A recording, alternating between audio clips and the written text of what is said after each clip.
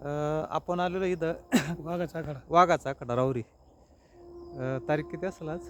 तारीख आज 19. 19 नोव्हेंबर. 20 अन् तारीख आहे ना, 20.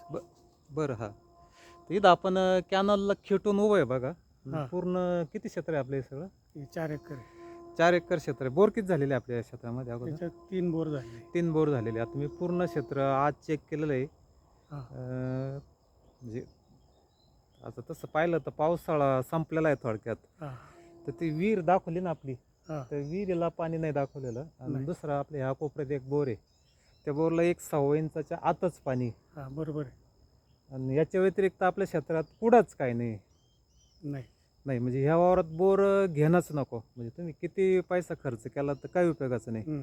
तर कॅनलला आल्यानंतर तुमची विहीर वाढत असेल, बोर वाढत असेल, पण हां. याच्या व्यतिरिक्त नवीन पाणी काहीच नाही. म्हणजे काही गोष्टी अशा अनुभवास येतात. मस्त आपल्याला वाटतं क्षेत्र हां. पाटाच्या कडाला आहे, पण त्या ठिकाणी पाणी मिळालं नाही. त्याची शाश्वती नाही.